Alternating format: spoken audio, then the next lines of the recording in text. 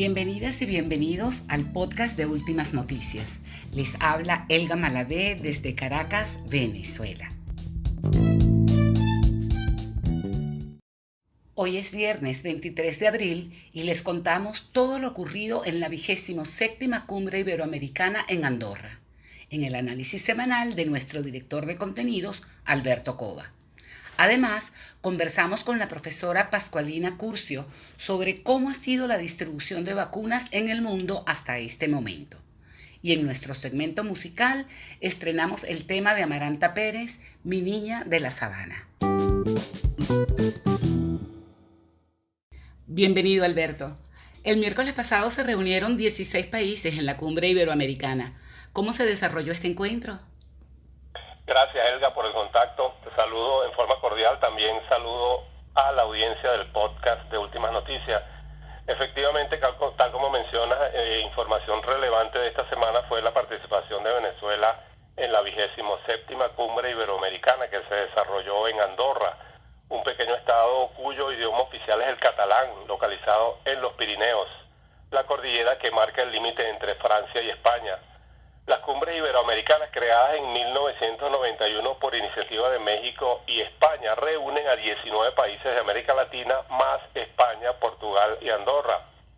Hasta ahora se han realizado 26 cumbres. Una de ellas se hizo en Venezuela en 1997, en Margarita, durante el segundo mandato de Rafael Caldera.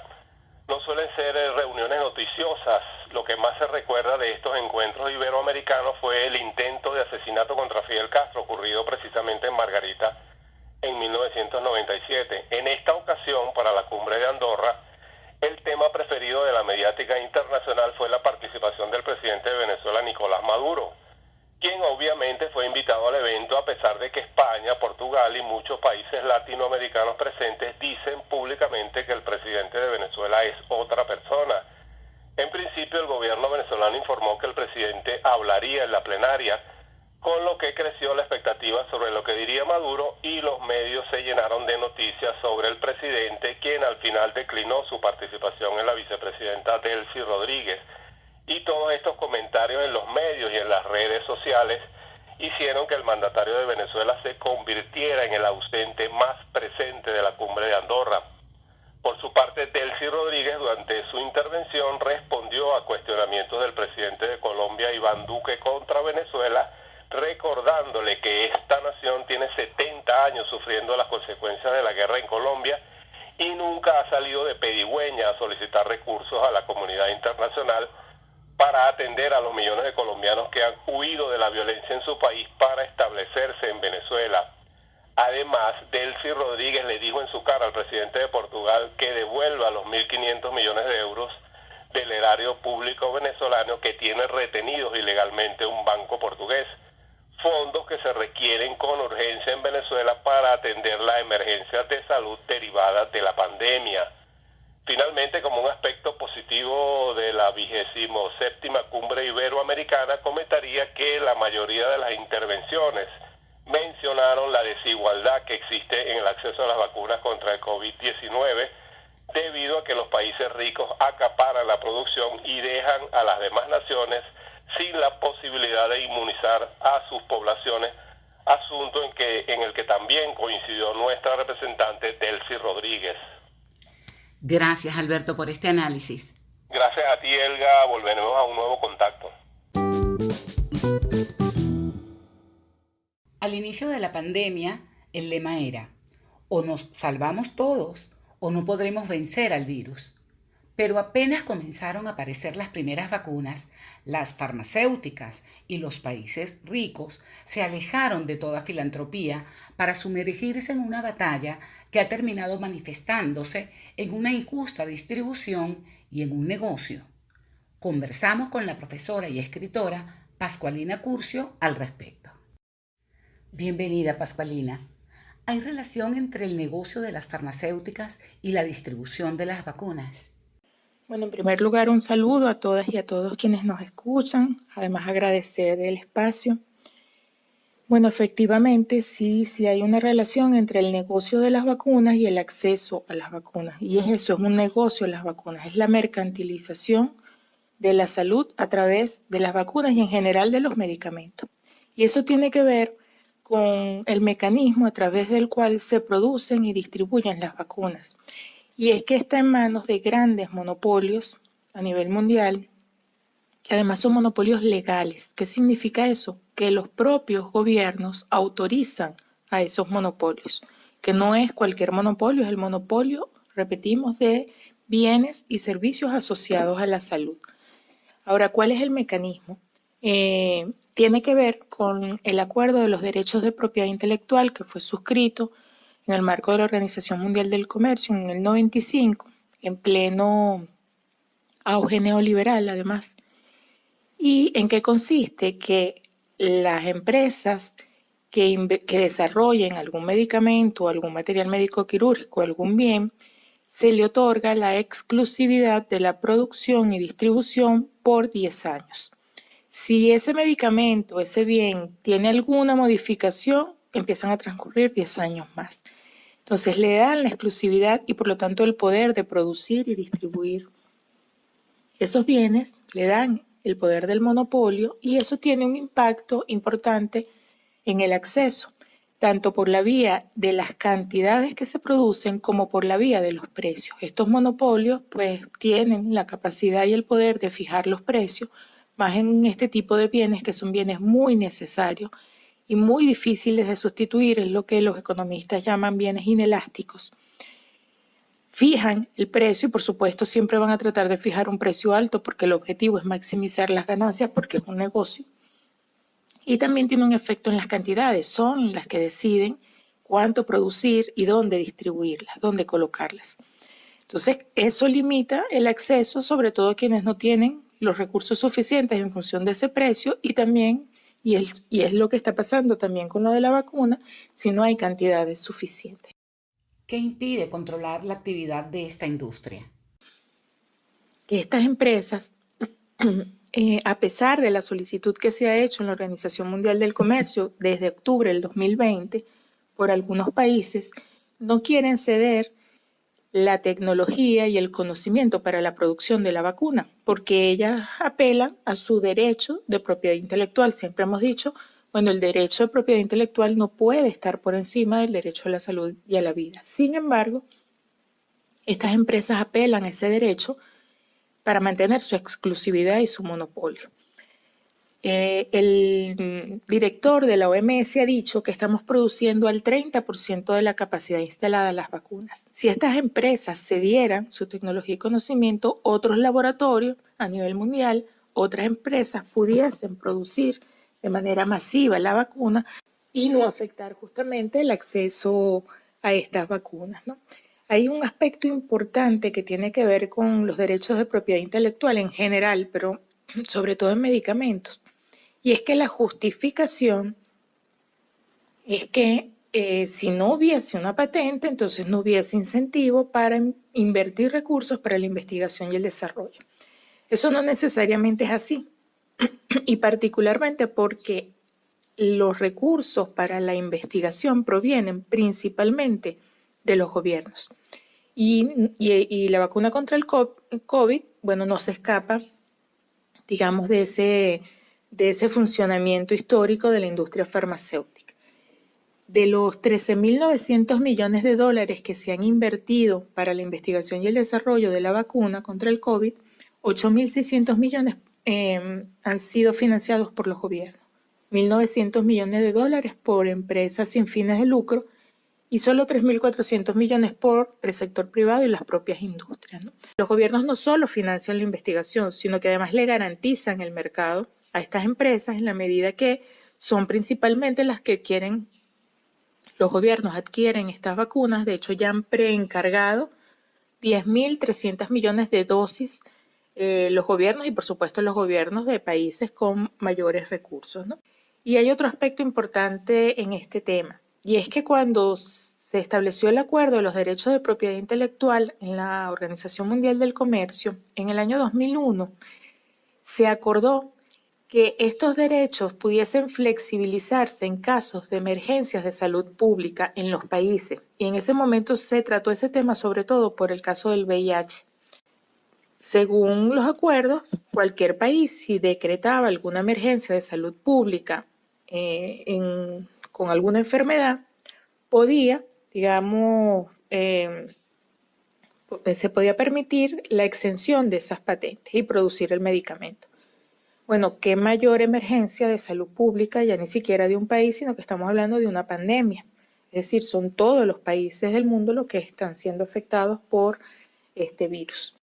Pascualina, ¿y cómo ha sido el desempeño de la COVAX en esta distribución? ¿En qué consiste COVAX o cuál es su principal objetivo? Garantizar el acceso equitativo de las vacunas a nivel mundial y el acceso equitativo principalmente a países con bajos recursos.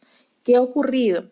COVAX tiene una meta de distribuir 2.000 millones de dosis en el 2021 y a la fecha ha distribuido 38 millones.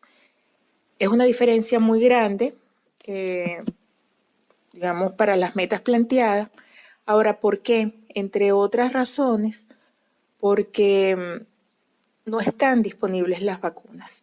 Y no están disponibles porque la producción de las vacunas está muy baja con respecto a los requerimientos.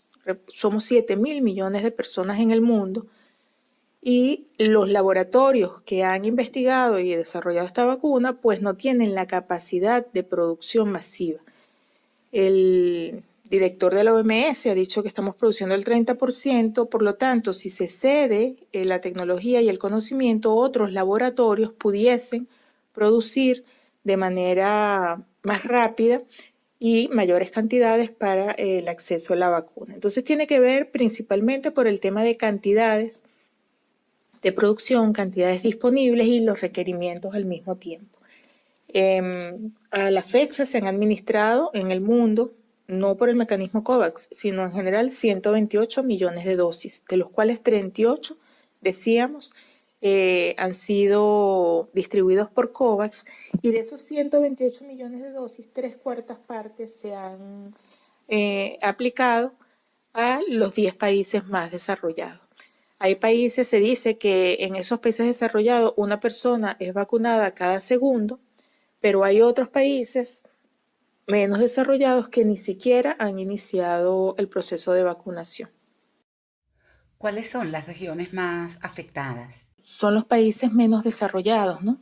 Son, digamos, los que tienen menos acceso a las vacunas, sobre todo por el tema precios, pero además, ¿no?, por lo que tiene que ver con el hecho de tener el acceso por haber o no financiado a estas empresas. Por ejemplo, cuando decimos que los gobiernos son los que han financiado a estas empresas y hablamos de Moderna, por ejemplo, o de la empresa Pfizer o de la empresa BioNTech, bueno, son empresas cuyos capitales están asociados, por ejemplo, a Estados Unidos, a Inglaterra, en el caso de AstraZeneca. Bueno, luego también no podemos dejar de mencionar el tema bloqueo.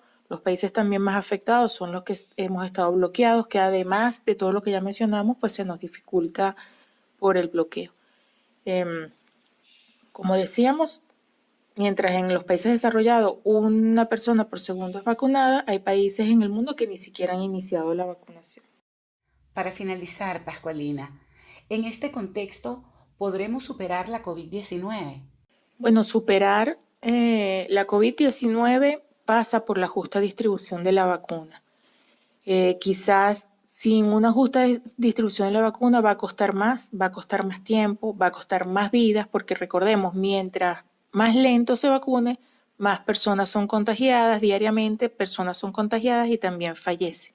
Entonces vamos a tardar más sin esa justa distribución mientras se mantengan esas patentes, pero además hay otros efectos, además del contagio, de la salud, de la vida, hay efectos económicos también, porque los países que tarden más en inmunizar a su población, pues también van a tener un efecto desde el punto de vista de la economía. Recordemos que el principal protocolo de esta enfermedad es el confinamiento, el cierre de empresas, comercio.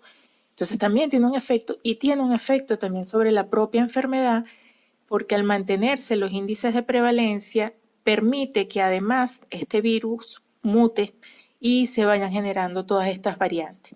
Entonces es con la solidaridad mundial, no ver la salud como una mercancía, no ver los medicamentos asociados a la vida como una mercancía, no poner el derecho de propiedad intelectual por encima del derecho a la vida. Son todos esos factores que pudiesen garantizar que salgamos más pronto como humanidad de este flagelo, que nos está afectando ya desde hace más de un año. Muchas gracias, Pascualina, por su tiempo. Ustedes y nosotros seguimos en nuestro segmento musical. Inspirado en las niñas y niños víctimas de la guerra, en la hermosa voz de Amaranta Pérez, junto a Juan Manuel Colombo en la guitarra, Solana Biderman en el bajo y Farid Colmenares en la percusión, estrenamos Mi Niña de la Sabana.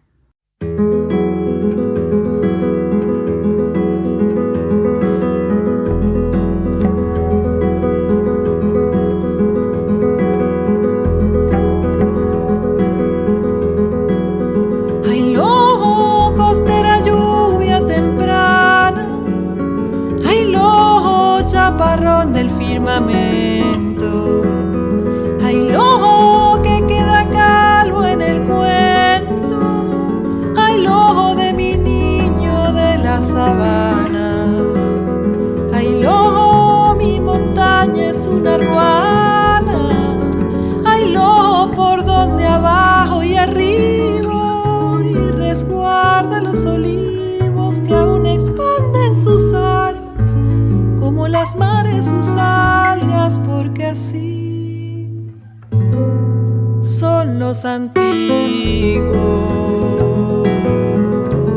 Ay, lo, lo, lo, lo, lo, lo, ay, lo, lo, lo. Ay, lo, ay, lo, ay, lo, anda la historia descalza.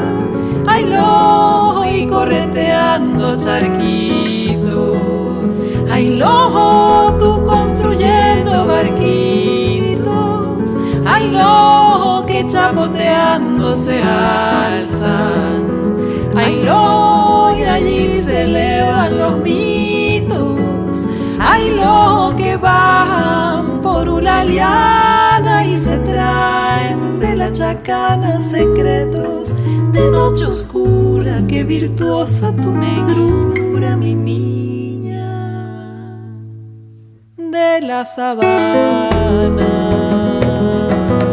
Mi niña de la sabana, ay, lo, lo, lo, lo, lo, mi niña de la sabana, donde sale el sol, mi niña de la sabana, mi niña de la sabana, mi niña de la sabana, acercar al oído, mi niña de la sabana, ay, la, la, la, la, la, la, la, mi niña de la sabana, cuento de estrella y lucero, mi niña de la sabana, ay, la, la, la, la, la, mi niña de la sabana, ay, la, la, la, la, la, la, mi niña de la sabana, ay, la, la, la, ay, la, la, la, mi niña de la sabana, ay, la, la, la, ay, la, la, la.